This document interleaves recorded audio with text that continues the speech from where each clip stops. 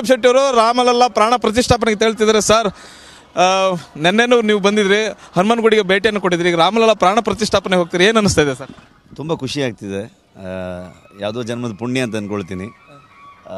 ಮೊನ್ನೆನೂ ಕೂಡ ಹೇಳಿದ್ದೆ ನಾನು, ಅಂದರೆ ಚಿಕ್ಕ ವಯಸ್ಸಲ್ಲಿ ನಾವು ಮನೆಗಳಲ್ಲಿ ಎಲ್ಲ ನಮ್ಮೂರಲ್ಲಿ ರಾಮ ಭಜನೆ ಮಾಡ್ತಾಯಿದ್ವಿ.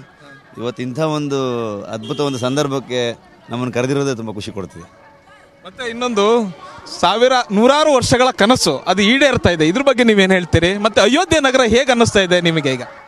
ತುಂಬ ಸ್ಪಿರಿಚುವಲಿ ಲಿಟ್ ಅಂತ ಹೇಳ್ಬೋದು. ಅಂದರೆ ಎಲ್ಲರೂ ಕಣ್ಣಲ್ಲೂ ಅದೊಂದು ಖುಷಿ ಕಾಣಿಸ್ತಿದೆ, ಸಂಭ್ರಮ ಕಾಣಿಸ್ತಿದೆ. ಎಲ್ಲ ಭಕ್ತಾದಿಗಳು ಇವತ್ತಿಲ್ಲಿ ಸೇರಿರೋದು ತುಂಬ ಅದ್ಭುತ ಅನಿಸ್ತಾ ಇದೆ. ನೂರಾರು ಕನ್ನಡದ ಕಲಾವಿದರ ಪ್ರತಿನಿಧಿಸ್ತಾ ಇದ್ದೀರಿ, ಈ ಸುಸಂದರ್ಭದಲ್ಲಿ ನೀವು ಏನು ಹೇಳ್ತೀರಿ? ಖಂಡಿತವಾಗ್ಲೂ ಎಲ್ಲರನ್ನ ಪ್ರತಿನಿಧಿಸ್ತಾ ಇದ್ದೀನ ಅಂತ ಗೊತ್ತಿಲ್ಲ ನನಗೆ. ಒಂದು ಕಾಂತಾರದಿಂದಾಗಿ ನನಗೆ ಇಲ್ಲಿವರೆಗೆ ಒಂದು ದೊಡ್ಡ ಜರ್ನಿ ಕೊಟ್ಟಿದ್ದೆ ಕನ್ನಡದ ಜನರಿಂದಾಗಿ. ಹಾಗಾಗಿ ಈ ಅವಕಾಶ ಸಿಕ್ಕಿದ್ದಕ್ಕೆ ನಾನು ಎಲ್ರಿಗೂ ಥ್ಯಾಂಕ್ಸ್ ಹೇಳೋದಕ್ಕೆ. ಈ ಒಂದು ಅವಕಾಶ ಎಲ್ಲ ಕಲಾವಿದರಿಗೂ ಸಿಕ್ಕಿಲ್ಲ, ನಿಮಗೆ ಸಿಕ್ಕಿದೆ, ಈ ಕ್ಷಣ ಏನಂತೀರ? ಖುಷಿ ಆಗ್ತಿದೆ, ಖಂಡಿತವಾಗ್ಲೂ ಖುಷಿ ಆಗ್ತಿದೆ. Thank you. ನೀವು ಪೋಷಕರಾಗಲು ಕಾಯುತ್ತಿದ್ದೀರಾ? ಚಿಂತಿಸದಿರಿ. ಓಯಾಸಸ್ ಫರ್ಟಿಲಿಟಿ 90,000 ದಂಪತಿಗಳ ಜೀವನದಲ್ಲಿ ಸಂತೋಷವನ್ನು ತಂದಿದೆ. 7825893601ಗೆ ಕರೆ ಮಾಡಿ ಅತ್ಯದ್ಭುತ ರಿಯಾಯಿತಿ ಪಡೆಯಿರಿ ಹಾಗೂ ಎಲ್ಲರಿಗೂ ಗುಡ್ ನ್ಯೂಸ್ ಕೊಡಿ. ರಿಷಬ್ ಶೆಟ್ಟಿ ಅವರು ರಾಮಲಲ್ಲ ಪ್ರಾಣ ಪ್ರತಿಷ್ಠಾಪನೆಗೆ ಹೇಳ್ತಿದ್ದಾರೆ ಸರ್.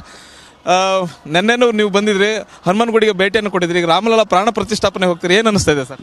ತುಂಬ ಖುಷಿ ಆಗ್ತಿದೆ. ಯಾವುದೋ ಜನ್ಮದ ಪುಣ್ಯ ಅಂತ ಅಂದ್ಕೊಳ್ತೀನಿ. ಮೊನ್ನೆನೂ ಕೂಡ ಹೇಳಿದ್ದೆ ನಾನು, ಅಂದರೆ ಚಿಕ್ಕ ವಯಸ್ಸಲ್ಲಿ ನಾವು ಮನೆಗಳಲ್ಲಿ ಎಲ್ಲ ನಮ್ಮೂರಲ್ಲಿ ರಾಮ ಭಜನೆ ಮಾಡ್ತಾಯಿದ್ವಿ. ಇವತ್ತು ಇಂಥ ಒಂದು ಅದ್ಭುತ ಒಂದು ಸಂದರ್ಭಕ್ಕೆ ನಮ್ಮನ್ನು ಕರೆದಿರೋದೇ ತುಂಬ ಖುಷಿ ಕೊಡ್ತಿದೆ. ಮತ್ತು ಇನ್ನೊಂದು ನೂರಾರು ವರ್ಷಗಳ ಕನಸು ಅದು ಈಡೇರ್ತಾ ಇದೆ, ಇದ್ರ ಬಗ್ಗೆ ನೀವೇನು ಹೇಳ್ತೀರಿ? ಮತ್ತು ಅಯೋಧ್ಯೆ ನಗರ ಹೇಗೆ ಅನ್ನಿಸ್ತಾ ಇದೆ ನಿಮಗೆ ಈಗ? ತುಂಬ ಸ್ಪಿರಿಚುವಲಿ ಲಿಟ್ ಅಂತ ಹೇಳ್ಬೋದು. ಅಂದರೆ ಎಲ್ಲರೂ ಕಣ್ಣಲ್ಲೂ ಅದೊಂದು ಖುಷಿ ಕಾಣಿಸ್ತಿದೆ, ಸಂಭ್ರಮ ಕಾಣಿಸ್ತಿದೆ. ಎಲ್ಲ ಭಕ್ತಾದಿಗಳು ಇವತ್ತಿಲ್ಲಿ ಸೇರಿರೋದು ತುಂಬ ಅದ್ಭುತ ಅನಿಸ್ತಾ ಇದೆ. ನೂರಾರು ಕನ್ನಡದ ಕಲಾವಿದರ ಪ್ರತಿನಿಧಿಸ್ತಾ ಇದ್ದೀರಿ, ಈ ಸುಸಂದರ್ಭದಲ್ಲಿ ನೀವು ಏನು ಹೇಳ್ತೀರಿ? ಖಂಡಿತವಾಗ್ಲೂ ಎಲ್ಲರನ್ನ ಪ್ರತಿನಿಧಿಸ್ತಾ ಇದ್ದೀನ ಅಂತ ಗೊತ್ತಿಲ್ಲ ನನಗೆ. ಒಂದು ಕಾಂತಾರದಿಂದಾಗಿ ನನಗೆ ಇಲ್ಲಿವರೆಗೆ ಒಂದು ದೊಡ್ಡ ಜರ್ನಿ ಕೊಟ್ಟಿದ್ದೆ ಕನ್ನಡದ ಜನರಿಂದಾಗಿ. ಹಾಗಾಗಿ ಈ ಅವಕಾಶ ಸಿಕ್ಕಿದ್ದಕ್ಕೆ ನಾನು ಎಲ್ರಿಗೂ ಥ್ಯಾಂಕ್ಸ್ ಹೇಳೋದಕ್ಕೆ. ಈ ಒಂದು ಅವಕಾಶ ಎಲ್ಲ ಕಲಾವಿದರಿಗೂ ಸಿಕ್ಕಿಲ್ಲ, ನಿಮಗೆ ಸಿಕ್ಕಿದೆ, ಈ ಕ್ಷಣ ಏನಂತೀರ? ಖುಷಿ ಆಗ್ತಿದೆ, ಖಂಡಿತವಾಗ್ಲೂ ಖುಷಿ ಆಗ್ತಿದೆ. Thank you.